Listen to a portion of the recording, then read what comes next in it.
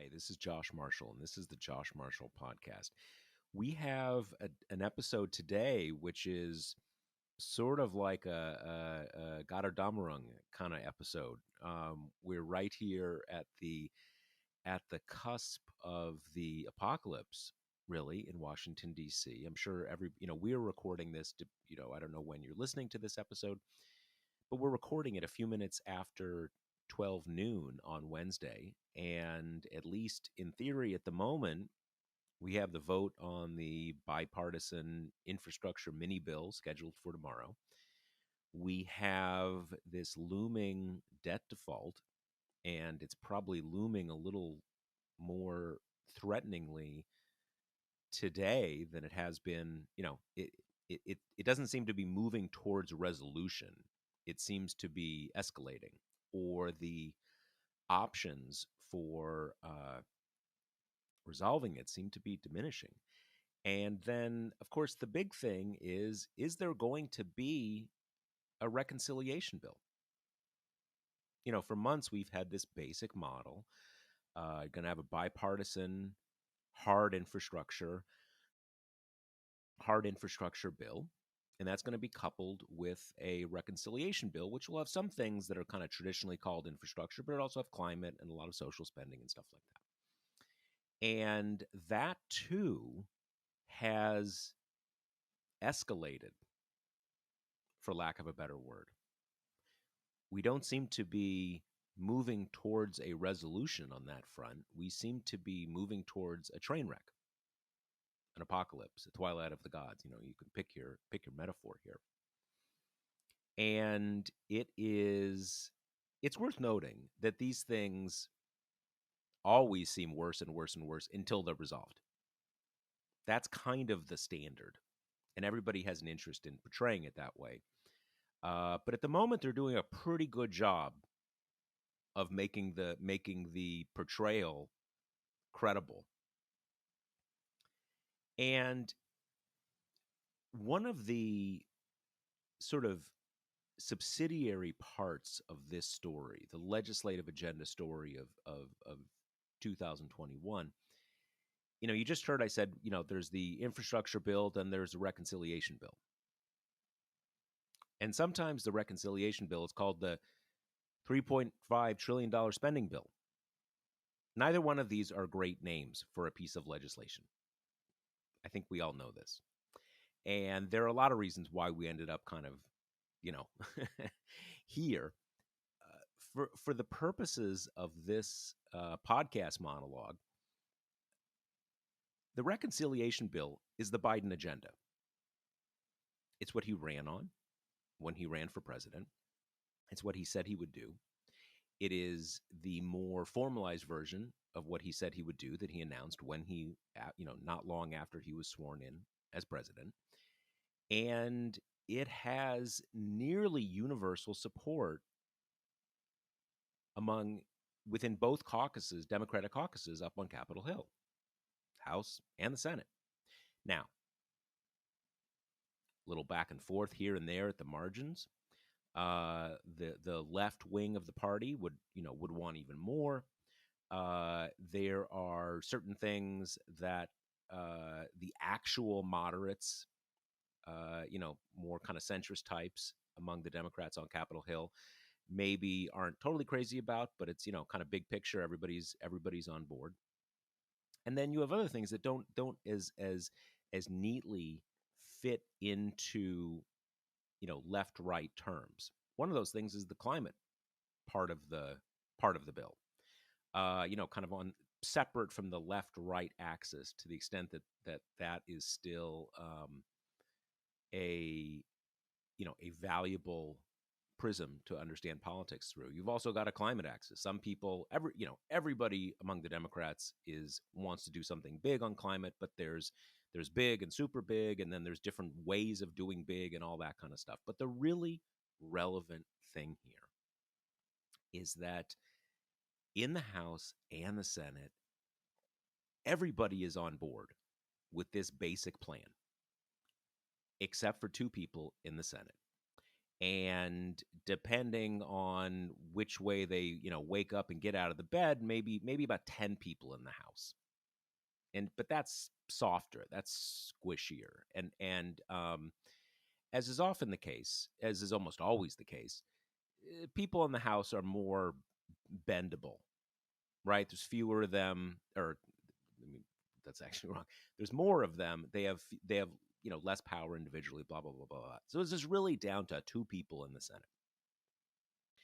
And I know I'm not telling you anything that you haven't been seeing and probably gnashing your teeth about for weeks now. But one thing that has become, I think, increasingly clear over the last week or so, and I would say increasingly clear among journalists, and I'm not sure it's increasingly clear to the members up on the Hill, but they're being more open about it. They're saying it more explicitly. And that is that the biggest problem here does not seem to be Joe Manchin. Now, he's a really big problem. There's no question. And there's no question that he is going to demand a significant reduction in the overall spending of that $3.5 trillion kind of omnibus, everything in one bill because we don't have a 50 vote system in the Senate bill. And on a different axis, what's he going to say okay to on the climate front? But basically, if you went back to December of 2020 and you say, all right, what's the who or I guess actually be early January, because that's when it was actually confirmed that the Democrats would have sort of like a notional majority. If you said, all right, who's going to be the problem? You'd say Joe Manchin's going to be the problem. That was just obvious. That's who he is. And I don't mean who he is like he's a bad guy. He may be a bad guy, but he's from West Virginia. He's from a crazily pro-Trump state, blah, blah, blah. That's not a surprise. We didn't know Kirsten Sinema would be the other person. But Joe Manchin has an MO.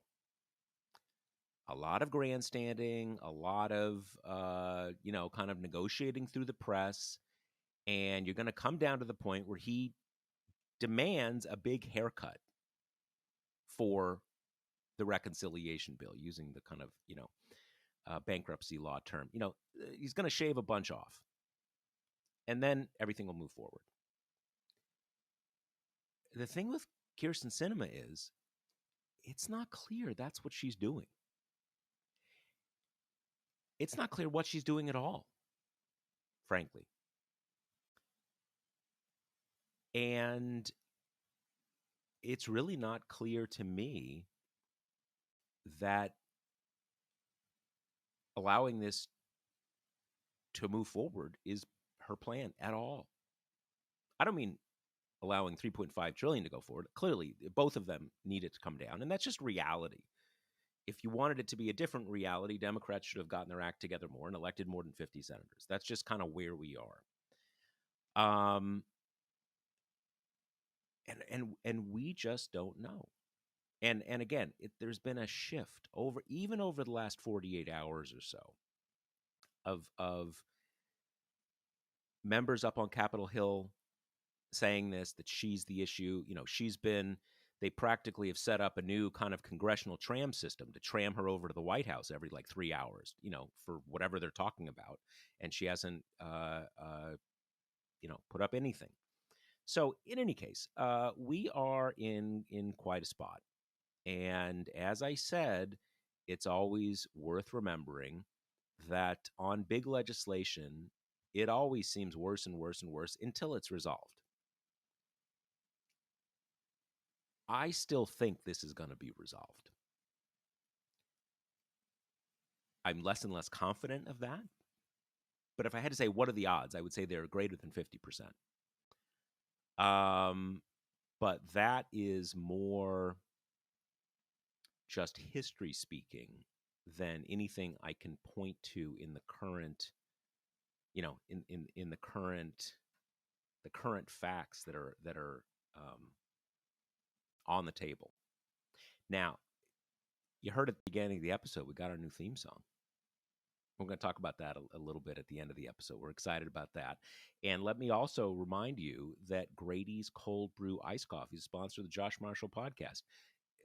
You know, whether democracy ends or we get fascism or Trump comes back and is the dictator, we're still going to have Grady's. So, some things never change, and that's a good thing. Their famous New Orleans style coffee stays fresh in your fridge, so you never have to wait in line, pay coffee shop prices, or leave your air conditioning. Concentrated and strong, Grady's tastes great however you take it. Black and bold, light and sweet, even spiked with some adult beverage.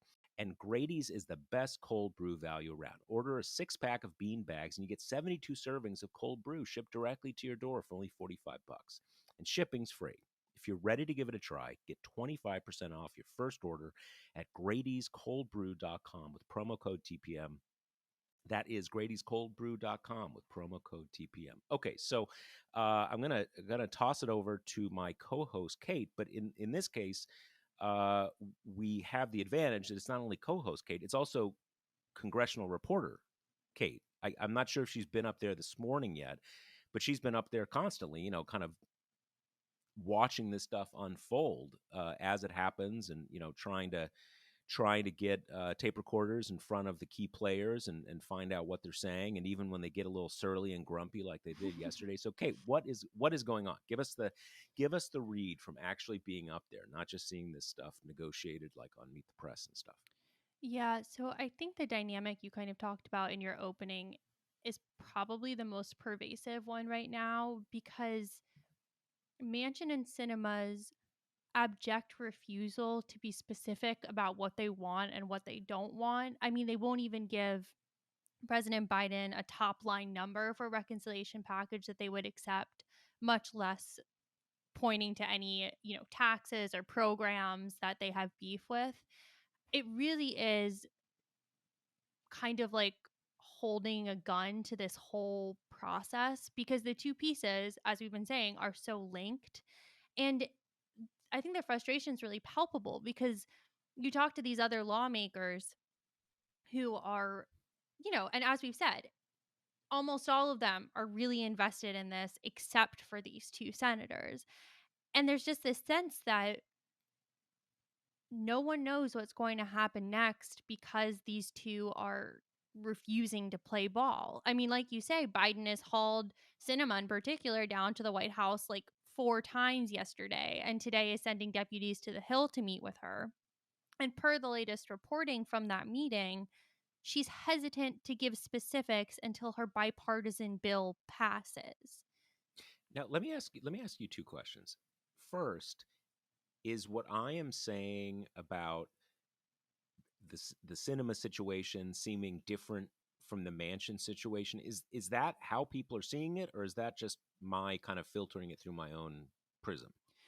I hear what you're saying, but I haven't gotten the sense that they're really differentiating the two, because whether or not their political background makes sense, kind of the fact of the matter is the two of them are equally putting everything at risk right now, and are equally refusing to give any kind of details about what the reconciliation package would have to be to get their votes. Now, is Yeah. there is it? Let's play devil's advocate for a second, because the trust, the overriding thing here is that trust is totally broken down Yep. between these two and everyone else, Mm-hmm. basically. Um, Now, and so kind of like, we'll talk about it is just not going to cut it. Right. Is it not possible, or is it possible that if you're Joe Manchin and you're saying, hey, I want this one bill to pass, I don't want to, once it passes, we will have that negotiation. Don't try to kind of like short circuit that negotiation, whether or not you're going to pass my bill. And he might say, hey, I'm not going to vote for the bill.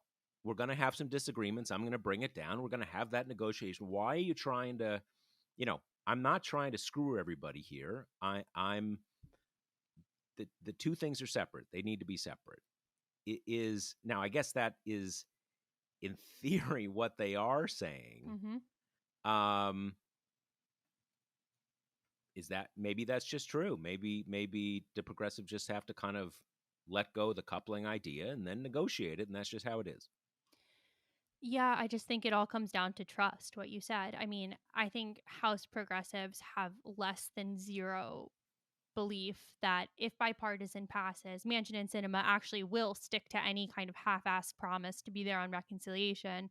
And further, I mean, these people see the maiming of reconciliation as nearly as bad if they bring it down so small that the climate proposals will be inefficient, the taxing, the kind of social safety net will have gaping holes in it. I mean, they don't see that as all that much better than having it be reconciliation be torpedoed altogether.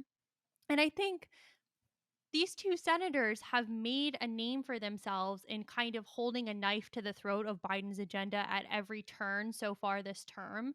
So the fact that they think they've got this kind of banked goodwill among other Democrats, that's enough to make progressives be like, okay, we'll give up our only leverage here because we trust you. I mean, it's ludicrous. What have they done to make progressives trust them except kind of bring every piece of legislation to the brink of death and Well, then let, take let a me half ask step back? let me ask you this: isn't doesn't this really come down to how much do they want the bipartisan bill?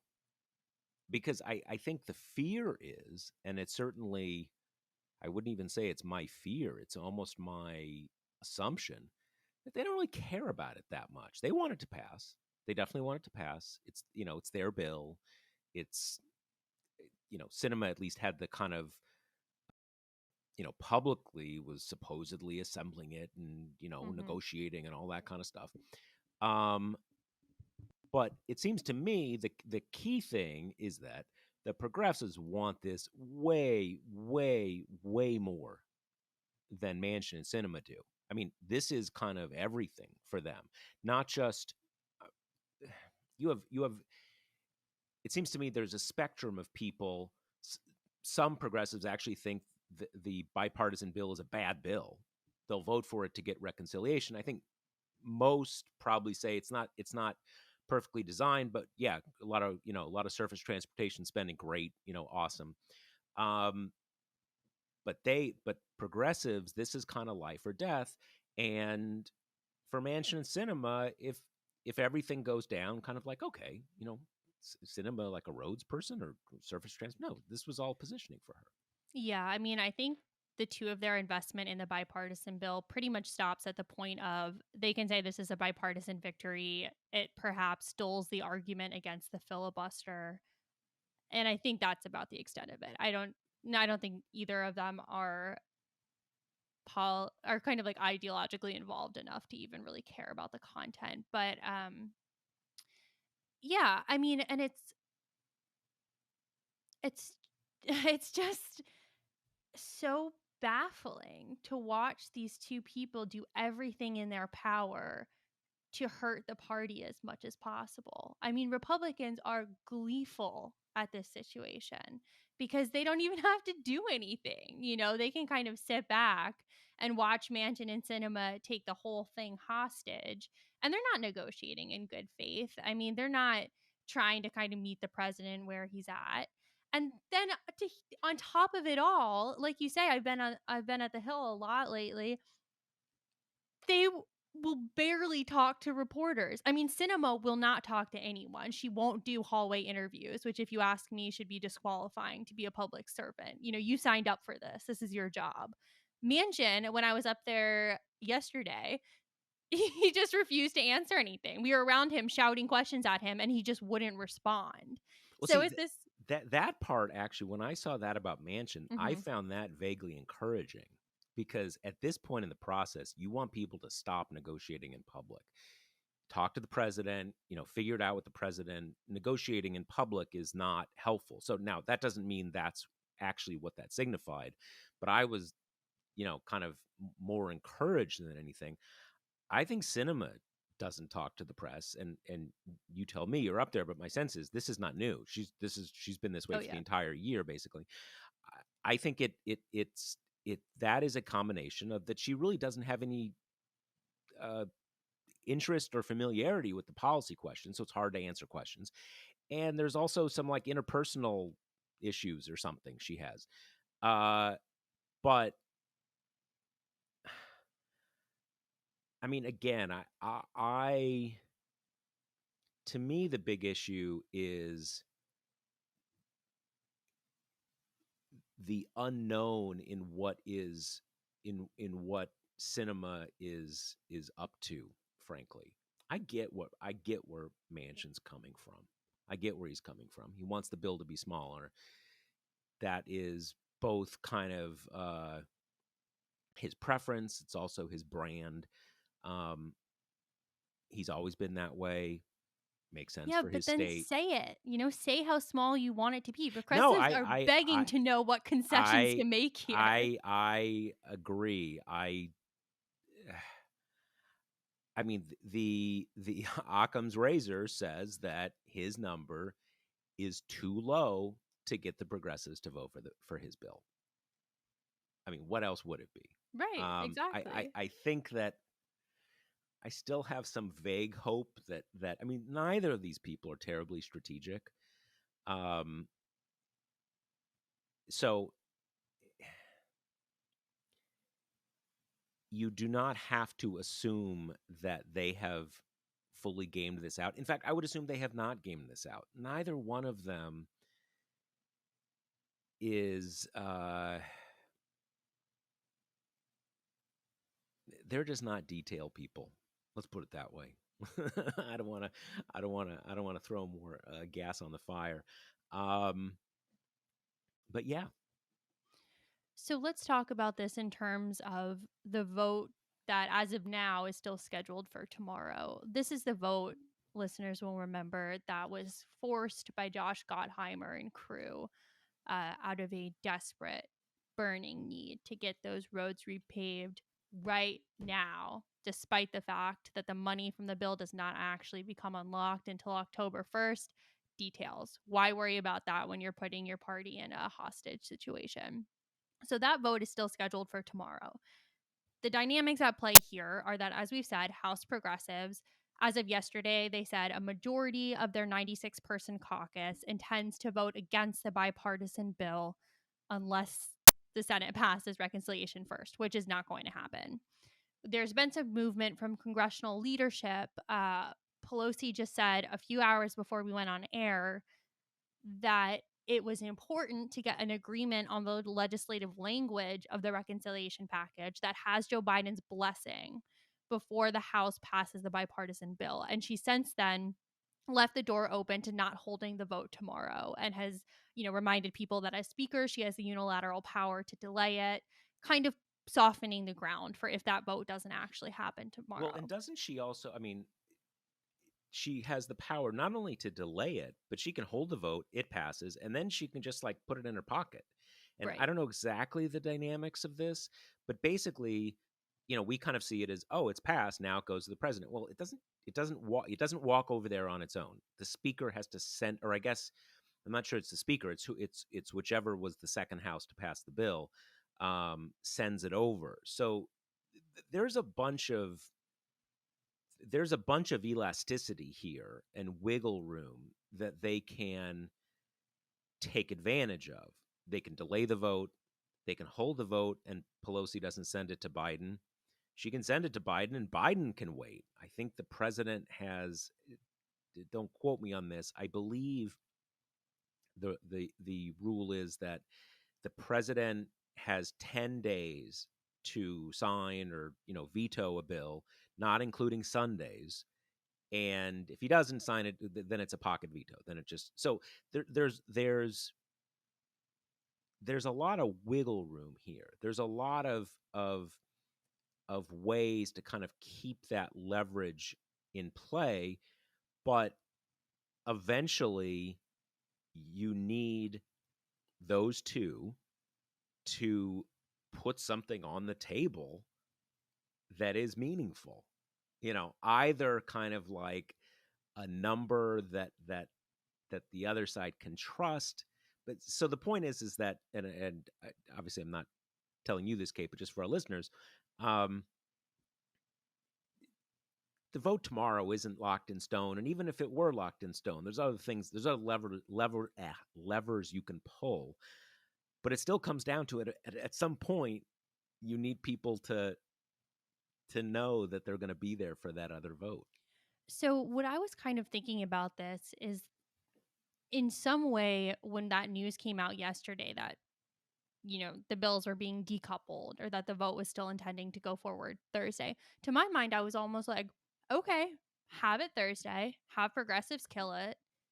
Then you've kind of bought yourself a few more weeks in which you can actually get something robust together on reconciliation, which heightens the chance of actually passing both bills. I mean, this deadline is completely arbitrary and has loaded pressure on the attempts to pull together the reconciliation package, which is sprawling and long and a lot of work, even when you take out the negotiations on everything from the top line to the specifics of particular policy. And the thing that I was kind of watching that I think would derail that plan would be if House Republicans kind of rallied to pass the bipartisan bill, which I think would probably kill reconciliation or at least provide the biggest threat to it that I can kind of imagine right now. As of now, and I've been watching this really closely, that doesn't seem to be the case. House Republicans seem to have made the calculation that voting against to where they prefer voting against any piece of Biden's agenda rather than kind of having this longer term view of killing the part that actually matters. And they're still whipping against it. They're trying to limit defections as much as possible. And I did a little blog post on this, but my kind of back of the envelope math that I've been using about this is the last time that we saw any kind of significant House Republican defection was on the January 6th commission. There we saw 35 Republicans kind of disobey McCarthy and vote for the commission. Okay, so we've got this rough number. Okay, 35 is somewhere in the neighborhood of Republicans who are willing to go against leadership in the House. And then on the progressive side, they said yesterday that a majority of their 96 member caucus is planning to vote down the bill. Right now, just by that very, very rough math, that gives progressives a bit of an edge in who, in if this bill will pass or not. And of course, it's murky. Maybe more House Republicans find it an easier lift to disobey McCarthy on roads and bridges than they did on a January 6th commission. Yeah, I mean, I would say it seems to me that they're very, very different questions. I mean, I don't. No Republican voted for that commission thinking like, they're gonna help me back in the district. I Mm-hmm. mean, this was. I don't want to be like schmaltzy about it, but these were votes of principle. They just didn't think they could, they couldn't not vote for it. Um, and ironically, like take Liz Cheney. Is she going to vote for the infrastructure bill? No, just she doesn't support that, right? I mean, she's so it, it's all different. And I suspect that's only going to happen if there's a decision as a caucus. Let's jam them. Mm-hmm. And so far they have not made that. Clearly they have not made that decision. I mean, the other thing to keep in mind is, you know, Biden can veto it. I mean, they certainly don't. That would be a very bad place to be, but he does still have to sign it. Um, and frankly, I've got a hard time. I mean, I'm not up there. It's got a hard time sort of processing all, kind of where everybody is. But I'd be surprised. Is it really the case that none of the 100+ Democrats in the House who are not members of the Progressive Caucus, none of them are going to vote against this? I don't. That doesn't make sense to me. And frankly, I would kind of like. Are there 40 members of the Progressive Caucus who are going to say, "Yep, I'm down for it"? Now, the other factor here is that when the speaker asks you to do something, a lot of people, they're going to do it just because for all the reasons why that's the case. But Well, that's a piece, and I think it's really important to this calculation we're talking about, which is we're in an era of Congress now where congressional leaders, probably more on the Senate side, but overall, they have a ton more power than they used to. And there are a ton more members who will not derivate from what the leadership tells them to do. And that's why the other piece of this that I've been watching really closely, along with what House Republicans are saying, is whether or not Pelosi and Clyburn are going to whip their members to vote for the bill. Are they going to apply that leverage and dare them to defy the speaker? As of yesterday, Clyburn had not started whipping yet. Right. So that tells us Again, the tells us vote's the on story. Thursday. Yeah. Yeah. Now, isn't it? We had an update on the site about this. Isn't it also the case? I mean, it's not whipping exactly, but the White House also isn't. The White House basically put out a message like, "We're with the Progressive Caucus here." Mm-hmm. So now,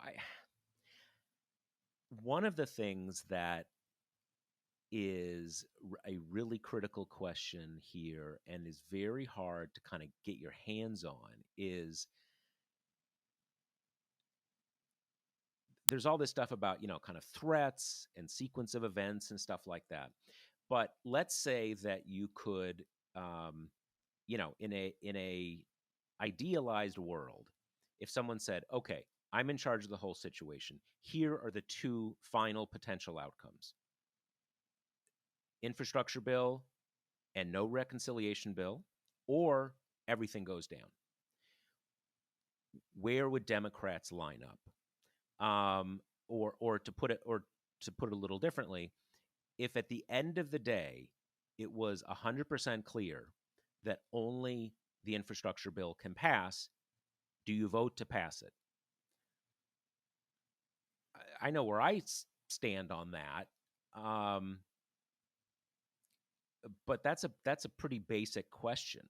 Do I mean, how much do Democrats see the infrastructure bill as an important piece of legislation in itself? And then separately, do they how willing are they to accept basically the abject humiliation of their entire political coalition and its agenda to get that infrastructure bill? Yeah, I mean, I don't know. No Democrats are talking publicly about that being an option, or a possibility rather. I do think what we're kind of seeing from the progressives playing a bit of hardball here is the weariness that nearly the entire caucus feels about caring about and kowtowing to Biden and or Sinema and Manchin's demands for months on absolutely everything. And I wonder if that's when this kind of comes to a head, because everyone knows after this legislation, no matter what happens to it, unless Sinema and Manchin change their minds, this is it. There's not going to be any more legislating happening for the foreseeable future. So if you're going to make your stand, if you're going to make your burn it all down stand, this is the time to make it, because you can say everything you want after this. Doesn't matter. It's all going to be floor speeches and resolutions and nothing real. Yep. Yep. So, and there are a couple other moving pieces here we should talk about, which are the government shutdown and the debt ceiling. Let's take the shutdown first, because that one is easier and more open and shut. Basically, what Democrats were trying to do earlier is keep the money to fund the government and the legislation to suspend the debt ceiling linked. Basically, because Republicans don't want to shut down, but they want Democrats to deal with the poison pill of the debt ceiling by themselves. So Democrats thought, you keep these things together, and what they want makes them swallow the part they don't want. Unsurprisingly, that did not work. Republicans lost no time in voting it down. So-called, moderates, nowhere to be found, complete party line vote. So Democrats have kind of now come to the realization a little bit that Republicans are not going to be shamed, that you can't kind of use your what I think is a very valid fury to bow them, because they don't care. I mean, McConnell's been showing this forever. They don't care. They want to win. They don't care if it's fair. They don't care if it's hypocritical. So they've separated out the government funding bill into, what's called a clean continuing resolution. Republicans of all stripes, and I'm talking Rand Paul stripes, have said they're not going to object to it. So it seems like funding the government will probably pass on a pretty healthy bipartisan basis because it's by itself, which now leaves the much bigger problem of the debt ceiling. We now know because this week, Treasury Secretary Janet Yellen said that the Treasury will basically lose its ability to like dig in the couch cushions to find coins to pay off our debts on October 18th, thereabouts. So that's a hard limit for when things are going to get very bad. But Democrats are so angry about what Republicans are doing with the debt ceiling that they are still trying not to capitulate to McConnell's demands, which is that they deal with the debt ceiling through reconciliation. And his motives there have been like pretty transparent from the beginning because he thinks it'll endanger the package they're working on through reconciliation. Plus, there's no precedent for suspending or abolishing the debt ceiling through reconciliation. There's only precedent for raising it, which means that Democrats would have to come up with a specific number, which Republicans are disingenuously going to use in attack ads later on. So instead, Democrats are kind of trying to have a series of shame votes against Republicans. They already did the one I mentioned with the linked funding and debt ceiling. That's done. Yesterday, Schumer asked for unanimous consent on a clean debt ceiling suspension bill. McConnell wasted about 2 seconds before he objected to that. And now they're trying this workaround where the House passes the clean debt ceiling bill first, then it comes to the Senate where Republicans are going to block it again. And the tricky thing about this is I get it. I get what Democrats are trying to do. They're trying to make Republicans feel the pain that they deserve for being so irresponsible with the debt ceiling. But again, it's just Republicans don't care and they have the power to block it thanks to Manchin and Sinema and the filibuster. And my concern here is that it does take time to amend the budget resolution to do the debt ceiling through reconciliation. Like that is kind of a finicky process. And I think we Now, might get zero in on that because that is the one point. I've had people ask me, why not just put it in the debt ceiling? Just do it. What's just the put it in problem? reconciliation, you mean? Yes, put it in Mm-hmm. reconciliation, and there's the optic stuff that you Mm-hmm. mentioned, but my understanding has been, well, it's procedurally hard and it's complicated and it'll Mm-hmm. take time and kind of complicate everything. But why? Why is that the case? I don't exactly understand that myself. Well, there's a few reasons. So, because Democrats didn't include a debt ceiling hike in their original budget resolution that's governing the whole thing, they have to go back and amend it. And people aren't exactly sure how long this whole process will take because so they need to amend it and get that voted out of the budget committee. However, the parliamentarian issued this controversial opinion earlier in the term where she said that amended budget resolutions can't be auto discharged from the budget committee, which basically means that before, if there was a budget resolution and the committee is, deadlocked or anything like that, after a certain date, it becomes automatically discharged to the floor.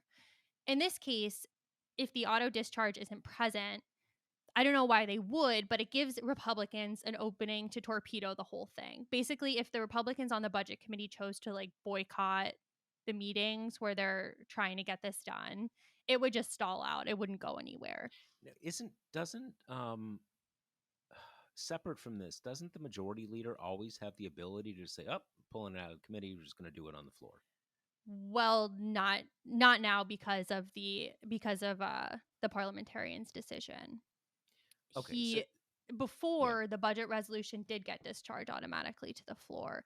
And if there is a tie, because the Senate Budget Committee is evenly split in accordance with the organizing resolution, if there's a tie, it's this whole long process. But basically, Democrats could yank it out of committee and put it on the floor if there's a tie. But if Republicans chose to like pull this boycott stunt because they refuse to like vote for a debt ceiling hike in any way, shape, or form, they could basically kill it. So that's like a small piece of the problem.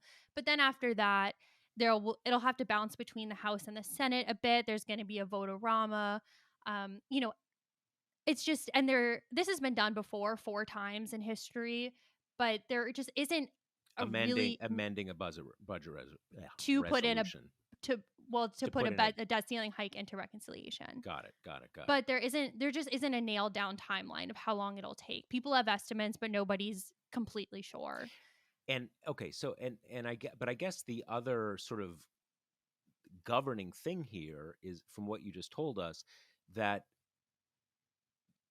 would mean that the Democrats have to completely finalize their reconciliation bill like before October 18th, or more like you can't go down to the wire. So basically their ability to legislate their agenda, the president's agenda, has a time limit of debt default attached to it. Right. Yep. So all those reasons are why Democrats don't want to do this. And, just at its base, they want to suspend the debt limit. They don't want to raise it because they don't want to be attached to, quote unquote, creating trillions of dollars of new debt. Right. Right. So that's the situation. And then, with this standoff that they're doing right now, where they're like, no, we're doing this through regular order. Republicans are going to help us. They're being irresponsible. Again, I get it. But I think you get to a certain point where those squishy timelines about how long it takes to get through reconciliation, you start to run out of time to do that. And then we're in a situation where the U.S. will default on its debt unless, A, Republicans blink and help Democrats suspend the debt ceiling, or B, Manchin and Sinema agree to at least a carve out on the filibuster so Democrats can just do it by themselves. Well, so it seems to me there's at least possibly another option here, or another moving part, and that is that parliamentarians, that's just advice. The majority can disagree with the parliamentarian, and that's that. And that also comes down to, you need 50 votes.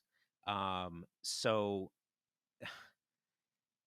this whole thing is like, I'm sort of imagining listeners kind of just shaking their heads listening to how kind of ridiculous this all is. But another way for them, they wouldn't have to go to the filibuster. They could just say, okay, we're just going to agree, we're going to overrule the parliamentarian on that. So that whole discharge thing kind of goes away, and we'll overrule the parliamentarian on this whole thing about you can't do a suspension. Yep. And just done and done. And that, I just can't imagine them giving way on the filibuster, but overruling the parliamentarian, which is something that happens. I don't want to say it happens all the time, but it certainly happens, and there's no reason why it shouldn't. If it, that's at least a possibility. And I guess it is worth coming back to here, the overriding reality that all of the those things they call Chinese finger puzzles, where you put your finger in the thing and you pull out and you can't get it out. All of these legislative Chinese finger puzzles that Kate has described, all of them are resolvable by the two senators. Mm-hmm. You can carve something out of the filibuster. You can overrule the parliamentarian. You could do any of these things. So all of these things are fundamentally self-imposed. And that's why it's funny, because I've tried to make this clear in my commentary in various contexts, that whether it's abiding by the filibuster rules or refusing to overrule the parliamentarian, or all of these different kind of things, there's always this urge to kind of see them as separate issues. I'm for the People Act, but I can't go there on the filibuster. In reality, these are all the same thing. And so everything Kate is describing are so many planets or satellites or stars revolving around the same black hole, which is these two senators. It's all down to this one thing. They are just different ways of dressing up the same reality. Yep. I mean, if they would agree to get rid of the filibuster right now, imagine how different the situation we'd be talking about is.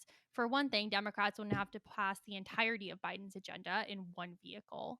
They wouldn't be able to be held hostage by Republicans on the debt ceiling or government shutdown. I mean, it would be a totally different situation. They wouldn't have to craft all their policy to survive the bird rule. We wouldn't care what the Senate parliamentarian thinks about anything. I mean, the filibuster is taking a hard situation, and it is a hard situation because Democrats are just not as homogenous as Republicans. It really is a big tent party when you've got AOC and Joe Manchin in the same party. So it wouldn't be easy. I'm not saying that, but it wouldn't be so torturous as it is. I mean, so many of these problems could be taken care of in one fell swoop. But now, because of these two and their love of the filibuster, I think I'll have a piece on this coming up later today. But I was asking around yesterday, okay, why don't you just take this opportunity to do the debt ceiling in reconciliation?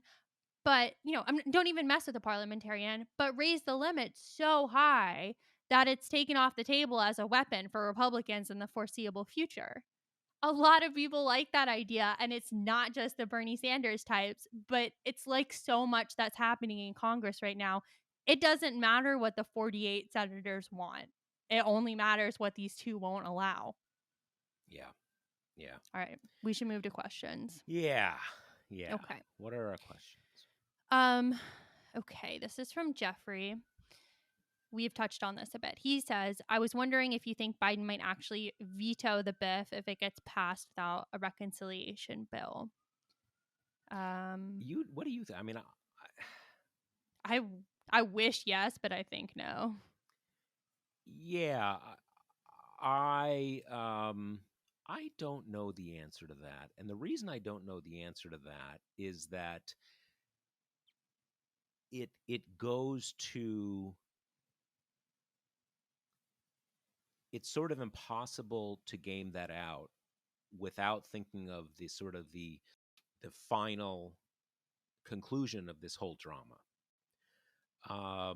Would they just not sign it for a while to maintain that leverage? I'm not sure that's exactly how these guys roll. That's pretty aggressive, and I'm not sure that's them, but maybe. It's pretty hard to imagine them, kind of vetoing the thing you negotiate, I don't know, but like Kate, I think that's more, $1 trillion coin territory. I mean, I think he should. I've been of the camp that, like, I've been surprised by how progressive the Biden administration has been for the most of it.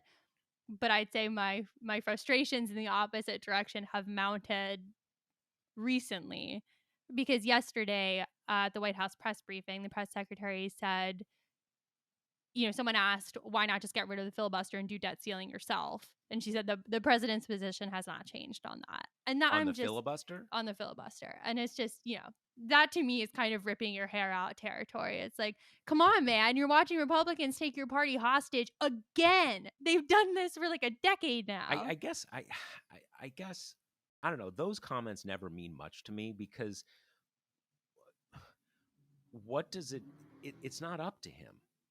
So it's I don't believe that if Joe Manchin came to them and said, "Hey, filibuster's out of hand, let's get rid of it," Biden's not going to be like, "No. I'm a filibuster man." I just don't. It's kind of one of these things. It seems to me similar to, like, why don't you bring Joe Manchin down to the White House and make him an offer he can't refuse? Well, because he can refuse. And you don't want to it doesn't advantage the president to come out for something that he can't win on. or that's not under his control. Yeah. I don't know Anyway, that I don't know that we know he can't win on it until he comes out for it. I hear what you're saying, and I get he doesn't want to give away political capital, but kind of the options he's facing is like the abject doom of his party, not to mention the planet or not. So I think at some point you got to start taking risks. I don't know. yeah, I hear you.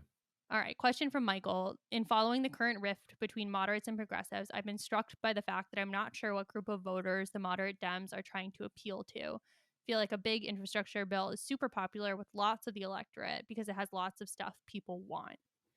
This is interesting and I think very true in a way that hasn't been talked about too much until recently, when we're starting to see stories pop up a little bit about the ACA battle and how some vulnerable members voted for it and lost their seats, or invited in way harder re-elections but kind of had this principled stand of, I forget the guy's name, but it's everywhere right now, the one that the quote that's like, some things are worth losing re-election.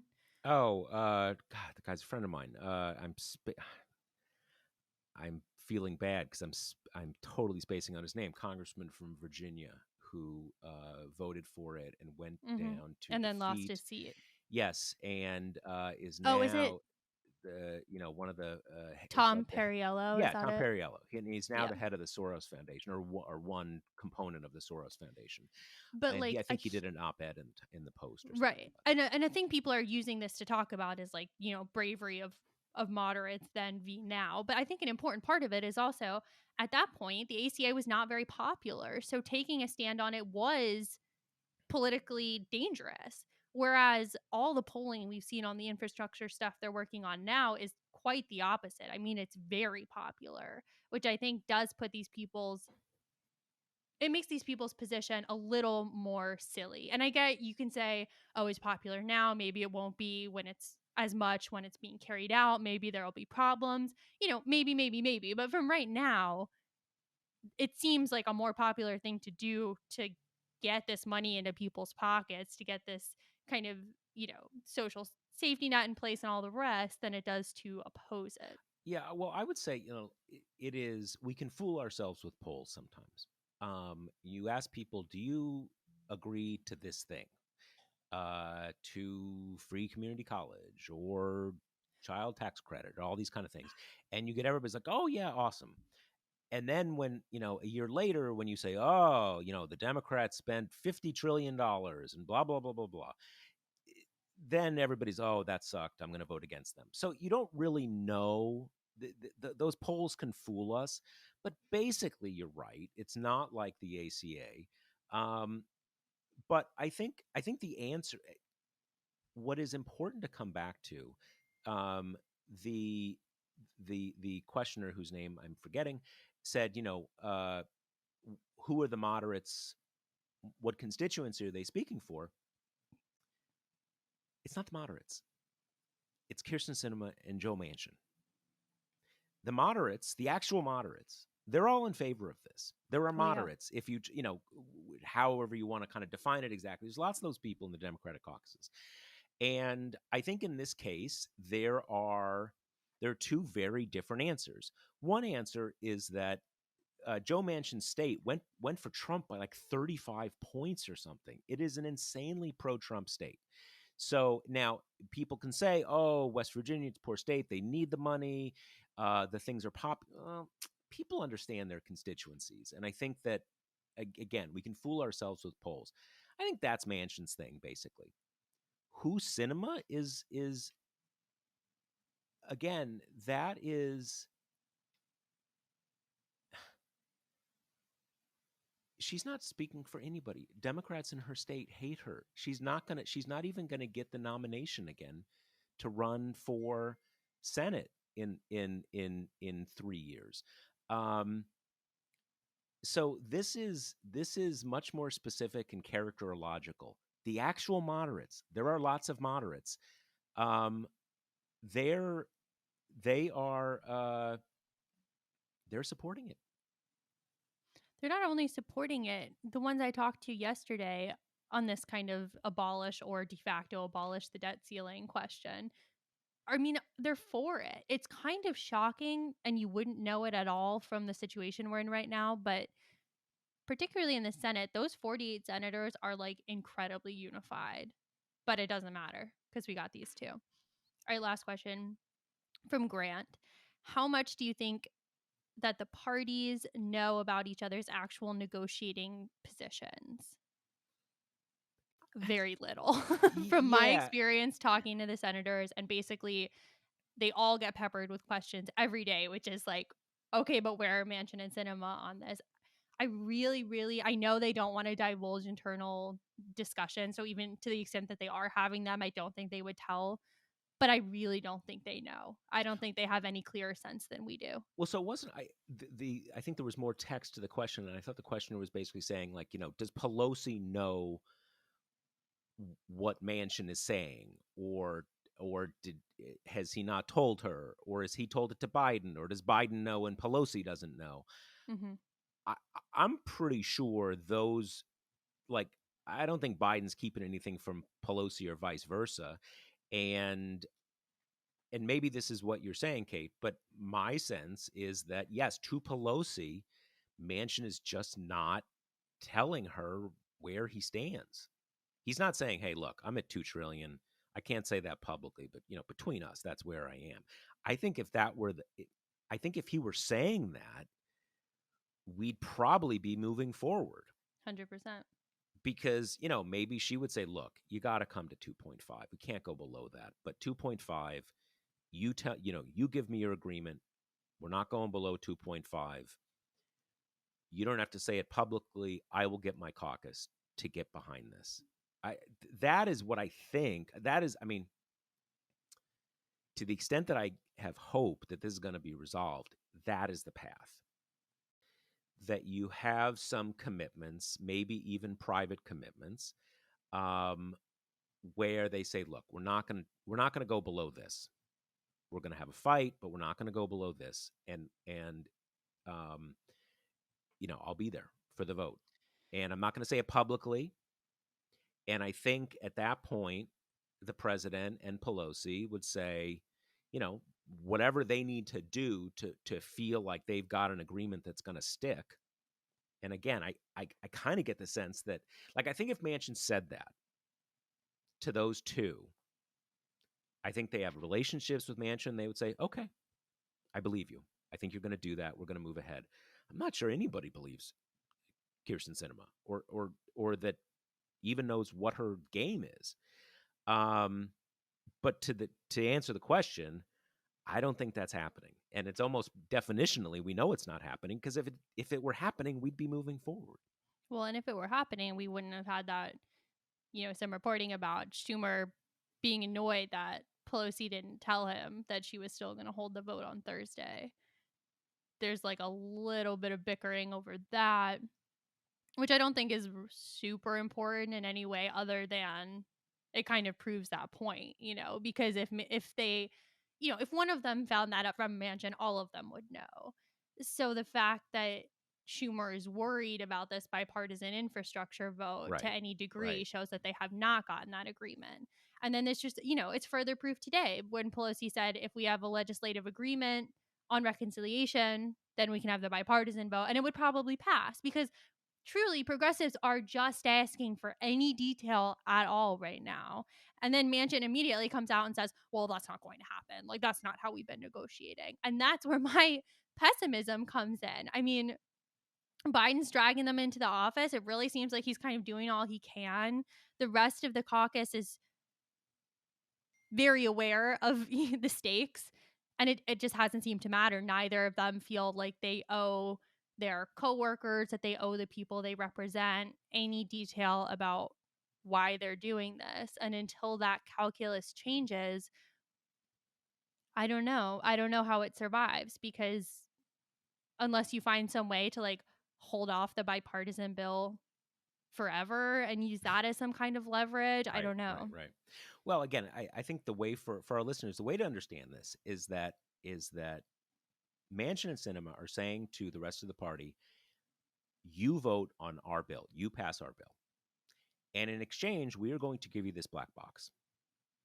And inside the black box, maybe $2.5 trillion reconciliation bill, maybe $3 trillion reconciliation bill, or maybe nothing at all. And that's our offer. And so pass our bill, and then we'll give you the black box. And so everybody's saying, like, as long as what's in the box might be nothing, no. Like, they're not even, how can I put this? They're not even giving the Democrats the credit of lying to them. Like, they could say, yes, we will be there. We'll be there for you. We got a deal, and then just screw them and not do the deal. I'm not sure it's better or worse, but they're saying, here's our deal. We may give you nothing, or we may give you something. It'll be fun. It's a mystery. There's always that person in your life who says, when we have a kind of an issue like that, like, it's a mystery. Love the mystery. Well, they're not loving the mystery, and so here we are. Okay, so let's so we have a theme song. So what do you think, Kate? Like, I think there was so for our listeners, we got lots and lots of emails about the theme song, and that was great because that really they were really fun. Yeah, and they really did figure into our opinion. And at first, I think at the very beginning, they were kind of heavily weighted toward the eventual winner, which is by a guy named Why Not Jansveld, who I think is he's Dutch, right? Mm-hmm. He's from the Netherlands, and I assume, like, not just he's got roots in the Netherlands. I think he's from the Netherlands. I don't know if he like lives in the Netherlands now, and he's one of our few, like, Dutch listeners. In any case, then we got lot a lot more emails, and it was basically, there were a lot of supporters of all three candidates, and I think the most were for the first, for the one that won, and then the second most were probably for the Meandering Snake song, which was the first one we played in the last episode, and then there were also a lot for the third song. But in any case, that really helped, and that really kind of it played into our eventual decision, and we were pretty unanimous at the end of the day that this was our choice. Our producer Jackie says that she thinks that Why Not lives in the United States now, but he's from the Netherlands. Yeah, it was great. I have to say, it was a fun process. It was cool seeing how many of you are multi-talented, and the weighing in on the songs was cool. We heard from so many of you, and it felt like, obviously some of you had favorites. That wasn't the one we picked, but it felt like a kind of a communal decision.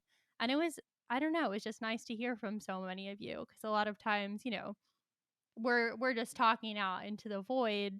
It's nice to know it's not a void, that it's full of people who are kind of weathering the political storm and weighing in on theme songs with us. So Yeah, totally, it's been totally. fun. It's been a real bright spot. And I would say, keep emailing in, because I assume that the great majority, maybe the overwhelming majority of our listeners are also readers of the site, and but maybe not entirely. And also, as the site has evolved, not as in recent years, I'm not sure everybody knows kind of how much our editorial process is connected to the emails we get from readers. It's a core part of our editorial process, and that's been the case for 20 years, since I was doing this on my own. So we love to hear from you, and we read these emails. These do not go into some kind of a random email box that no one looks at, or they're kind of like, there's a junior staffer whose job it is to read them. They go to all of our inboxes. So when you send an email into talk@talkingpointsmemo.com, it is forwarded.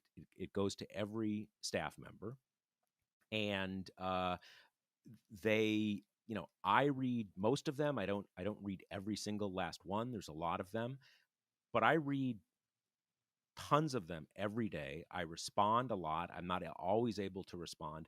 Uh, but they go to everyone else too, and everybody looks at them. And some people look at them more than others. I think uh, Kate is on the more bought in side, as Oh yeah, in I the read spectrum basically all of of them. staffers. Yeah, yeah. So that is so we love to hear from you, and